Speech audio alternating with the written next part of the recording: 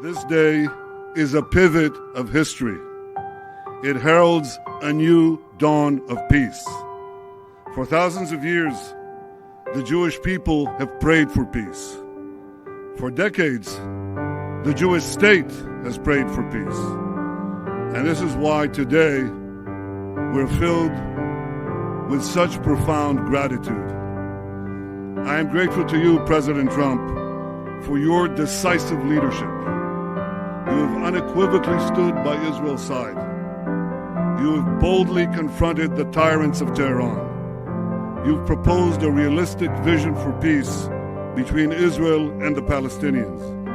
And you have successfully brokered the historic peace that we are signing today, a peace that has broad support in Israel, in America, in the Middle East, indeed in the entire world.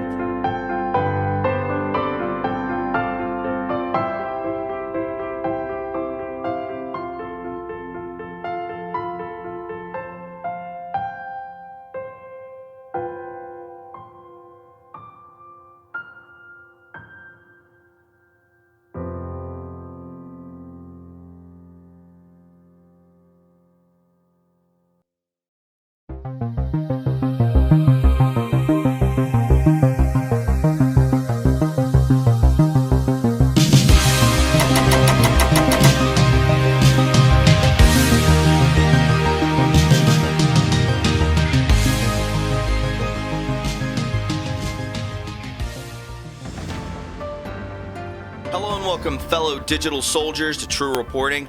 It is the 15th of September, and on today's podcast, we have a lot to go over, my friends. Sorry for the lateness, but a lot has been taking place in my personal life, and I'm glad that each and every one of you are there to help support me and just send me some love. So thanks to each and every one of you. On today's podcast, friends, we will be going over some 17 posts.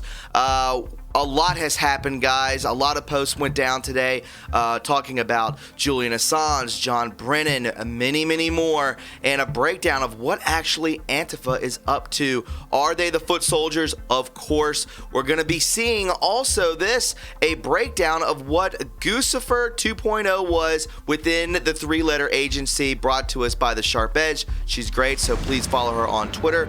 Also, this is a spiritual war. This is a biblical time, and it is also an informational war that we are all in. Coming at us from the Gateway Pundit, Black Lives Matter founder admits not just Marxist beliefs, but occultist practices. Guys, we all know that this is a major spiritual battlefield. We are up against evil, and I think you are understanding it day by day. This is end times, the end of their times, and the beginning of the golden age. As you can see from the intro video, the beginning of peace in the Middle East. We have never seen such a thing. We are setting up for a time in which none of us could ever have imagined, but we are all here to witness it as one, my friends. So I want to welcome you, each and every one of you, to True Reporting. And remember, it is always an honor for me to be on the front lines with each and every one of you, day in and day out, because in the end, where we go one, we go all.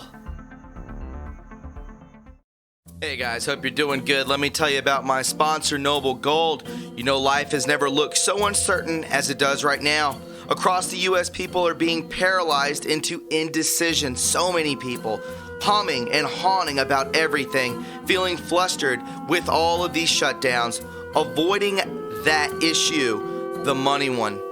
But bleak as it might look, there may be a silver or even gold lining. If you've worked for years before CV, you could have a 401k sitting around gathering dust, or even an old IRA that we could help with. Working for your old company when it could be working for you. We're not talking peanuts either. Some plans have thousands of dollars in them. All your 401k plans. Look into this, please.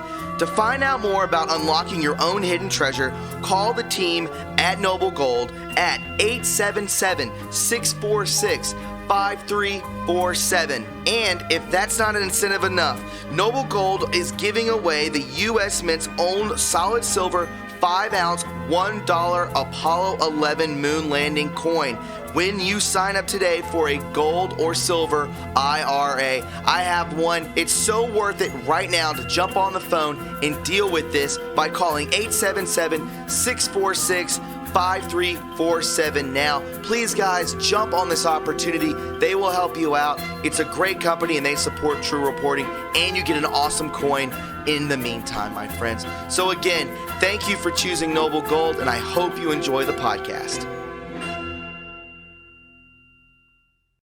All right, guys, it's good to have you aboard. Before we get into today's show, would you please go ahead and subscribe to my backup channel, True Reporting 2.0. We are very close to hitting 20,000 subs, so I greatly appreciate it. Also, follow me on Twitter at True Reporting, and don't forget to leave a like on this video. The more likes that this video receives, the more times it is recommended to other viewers on YouTube, thus more eyes on the truth. And with that being said, my friends, let's go ahead and hop into it together. This is True Reporting. So 17 has been dropping bombs the past couple days, as we could see here, post 4699. What happens when people in position of power are sympathizers to the cause of part of the same, in quote, organizations themselves? What is, in quote, a safe zone? Why are riots conducted in specific and Democrat-controlled locations? What happens when elected officials, in quote, in the kill box, governors/mayors, handcuff the officers instead of the criminals? This is Marxism, guys. This is what we've been told time and time again in history books. What happens when elected officials in the kill box, governors and mayors, refuse to call in the National Guard or other federal assistance? Sacrificing the lives, and that's exactly what it is, and well-being of the community for a calculated political gain or other. As we could see here from this post that was dropped within the link, a man arrested for starting at least 7 brush fires along I-205.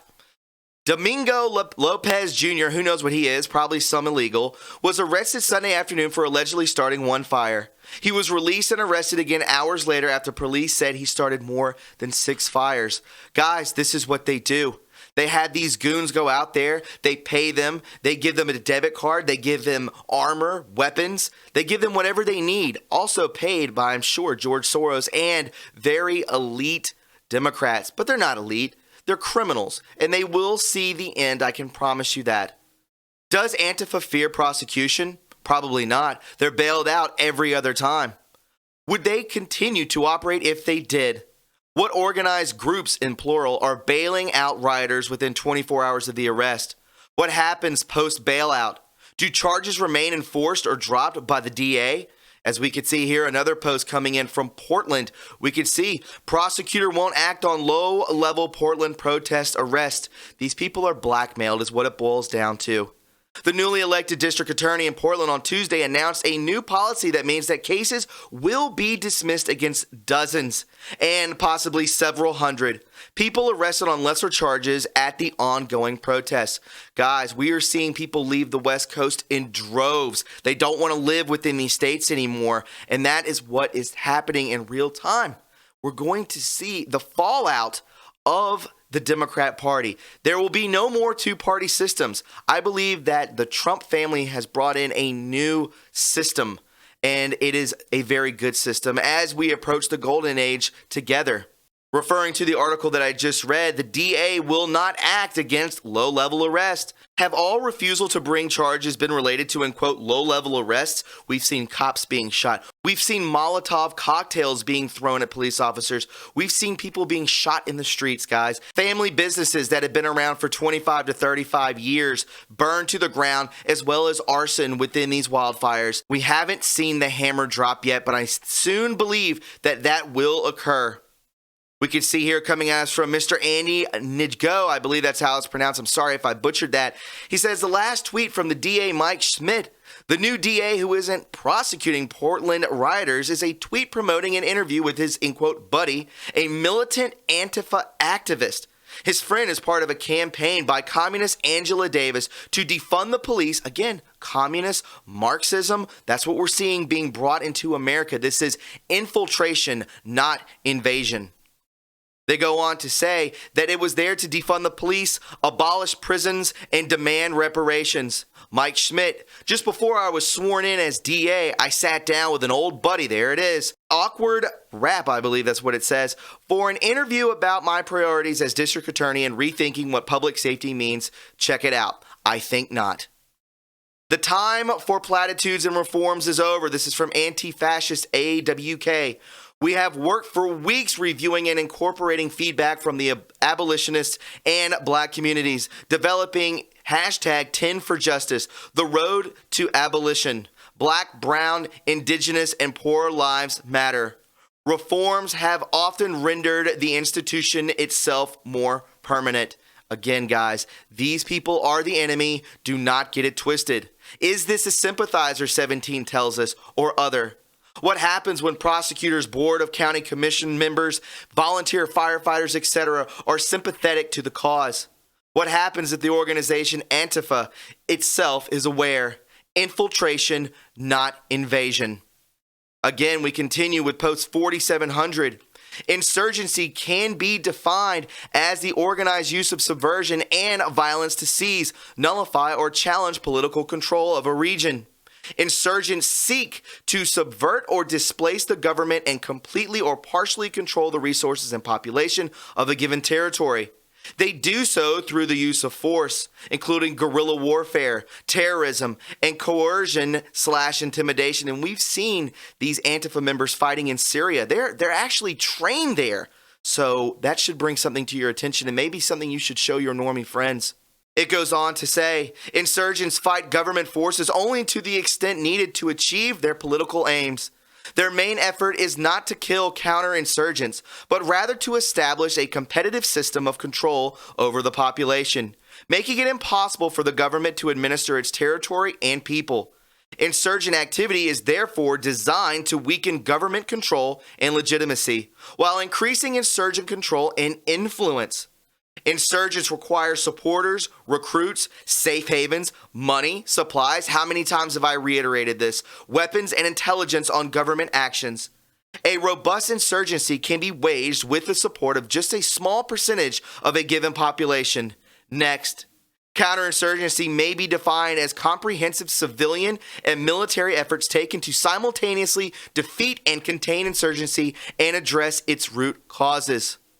Post 4701, we see an article coming at us from king5.com. Very dangerous in quotes. Police and FBI investigate power poles cut with chainsaws in Snohomish County because of the potential for serious injury and the fact that someone is tampering with the public power supply. The FBI is now assisting in the investigation. What are they trying to do, my friends? What are they trying to do? And again, do we trust the FBI, especially in Washington State? Several power poles in Snohomish County have been vandalized with a chainsaw. Now local authorities and the FBI are searching for a suspect and motive. We are seeing them light fires on brush fires. We're seeing Antifa members walking around with gas cans. Now they are cutting down power poles. This is from August 19th of 2020. This was over a month ago. It started in the middle of the night last Wednesday with a power outage reported near Maple Road and Butternut Road just outside Linwood city limits. As this breaks down furthermore into the article, all I can tell you is that all of this that we are watching is already pre-planned. None of it is organic. It's all paid and bought for, and it is being allowed to happen. My friends, this is criminal activity at its best, and it goes all the way to the top. Post 4702. Portland FBI says there's no credibility to any of these claims. As we take a look, as I said earlier with the gas can, Antifa standing around, gas can, chainsaw. DC ticket, they're everywhere, my friends, buying gas cans. Here are the marks on down here on this power pole. Oregon LP 22006, pulling people over, 2206, where the fires are happening. All of this is illegal. All of this is terrorism, and they're all getting paid for it. The fake reports, and here we go, the fake reports of Antifa starting fires is bullcrap. In reality, we're putting them out. We're out here helping you chuds. Humble yourselves. Stop the checkpoints and the bullcrap. Stop the checkpoints. All of these licenses add up to DC tickets, to people being pulled over and being accused of what is happening because they are actually guilty of what they are doing. Post 4703, I'm not sure what this means, but it says -PB. Then more of the same on post 4704, the same picture again. My parole officer finally called me and asked me about my unapproved visit, as we could see here, about my unapproved visit to DC. Straight from her mouth, the FBI has been running your name and showing up on my computer. My God, my friends. Post 4705, patriot is a noun. A person who loves, supports, and defends his or her country and its interest with devotion. That's each and every one of you and me, guys. A person who loves their country and, if necessary, will fight for it, which we are doing digitally.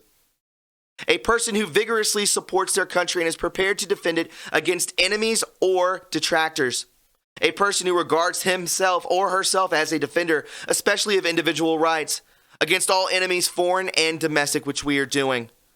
Post 4706, insurgency can be defined as, in quote, the organized use of subversion and violence to seize, nullify, or challenge political control of a region, domestic terrorism, as we can see here. They're always dressed in complete black. They are given debit cards, weapons, armor. They're given a place to stay and transportation, all funded by the radical left.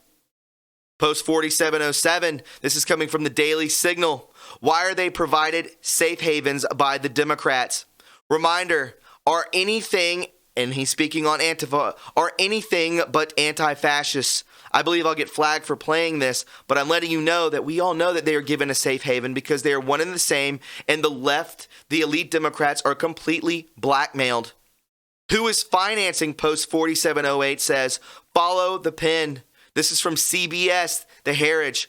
Whistleblower Portland protest breaking according to at DHS government internal email obtained by CBS News. Former acting Undersecretary for Intelligence and Analysis Brian Murphy wrote colleagues on July 25th that the Portland violence was not opportunistic but organized sighting. We have overwhelmingly intelligence regarding the ideologies driving individuals towards violence and why the violence has continued.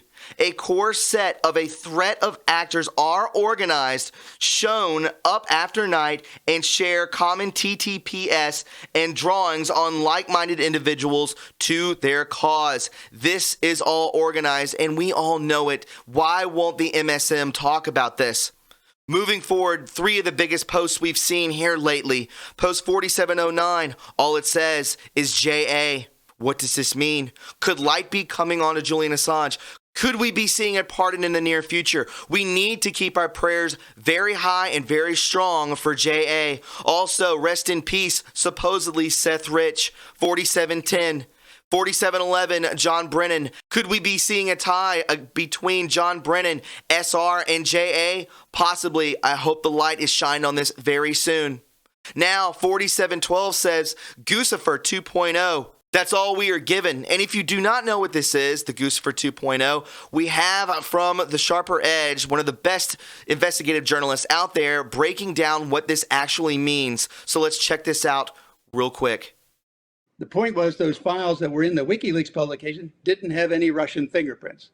So that meant Guccifer 2 inserted those fingerprints. And then we went back to the Vault 7 material where the Vault 7 material said this program Marble Framework, which was a program that made it look like other countries did the hack when in fact the CIA did the hack. Well, they were able to mimic or make it look like the Russians, the Chinese, the North Koreans, the Iranians, or Arabs did the attack, so that they could attack anybody and leave fingerprints, making it look like the someone else did it.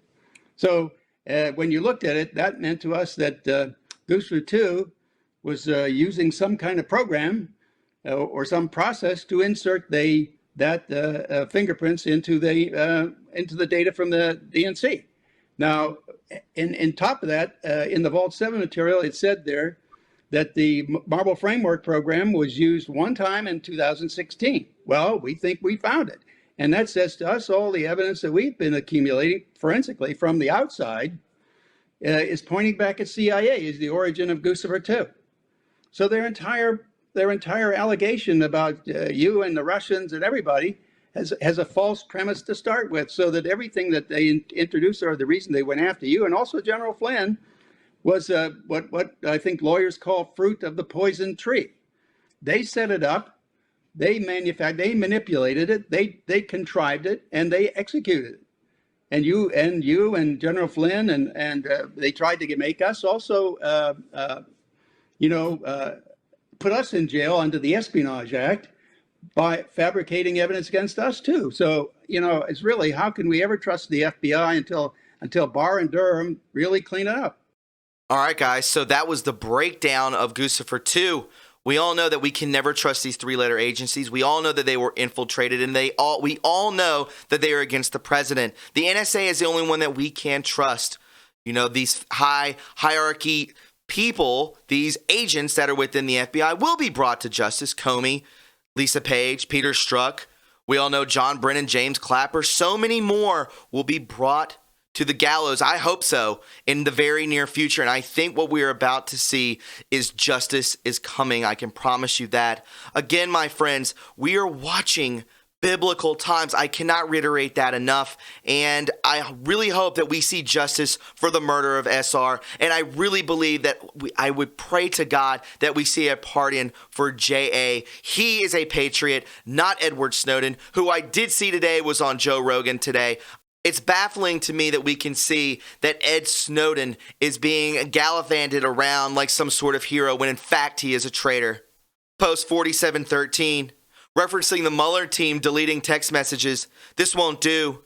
If the government wants those messages, all they have to do is go to the NSA Stellar Wine database and pull them out, as all SMS going over the cell network are captured and stored forever. Unbelievable, guys. Unbelievable. And 17 tells us this has already been done. They have everything. They know everything. We are watching a movie play out. I believe that all that we are seeing, and I can promise you this, I've been saying this for months. I truly believe, and I stand by my word month after month, that we are watching a play being shown to us, a movie, if you will, by the White Hats. It's being directed by them. That's why the left just seems so insane, because I believe that they are pigeonholed. I believe that they know that they are caught, and they are having to go along with the rules implemented by the White Hats.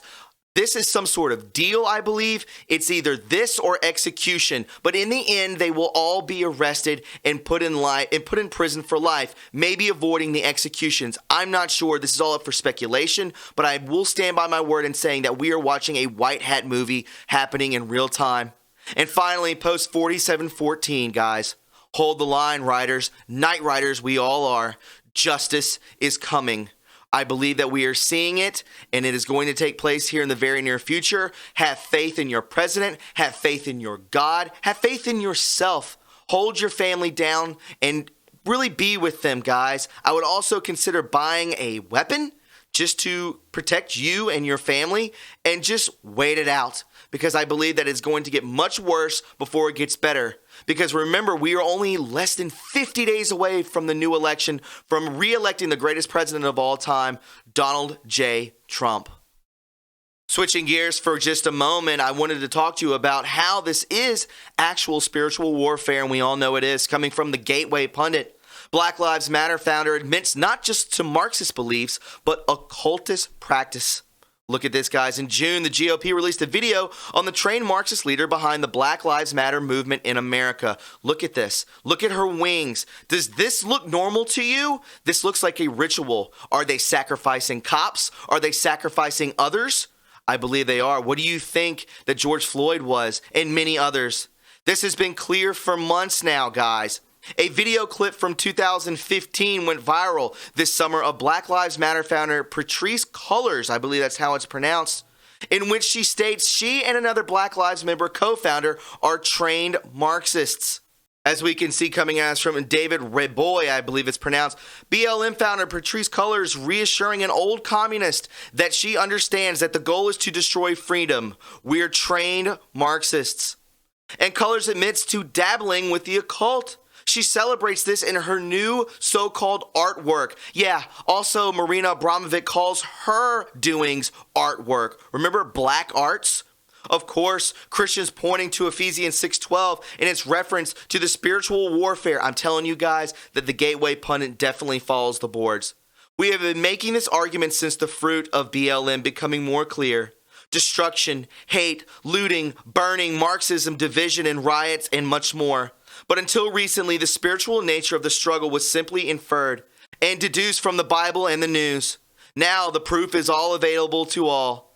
In a recorded conversation with Colors Black Lives Matter Los Angeles founder and California State University professor of African Studies, Melina Abdullah, reveals more than she thought she should have. Maybe I'm sharing too much, she says, but we become very intimate with the spirits that we call on regularly, right? She explained. Like each of them seems to have a different presence and personality, you know. I laugh a lot with Waukesha, you know, and I didn't meet her in her body, right? I met her through this work. What work are you talking about? Oh, your seances, your sacrifices? What are they planning on doing, my friends? Again, this is spiritual warfare at its best. Colors echoes the sentiments of Abdullah. It is very important practice. Hashtags are for us, are way more than a hashtag. It is literally almost resurrecting a spirit so they can work through us. Possession? Is this possession? They work through us to get the work that we need to get done, said Colors, one of the three founders of Black Lives Matter. I started to feel personally connected and responsible and accountable to them, both from a deeply political place, but also from a deeply spiritual place.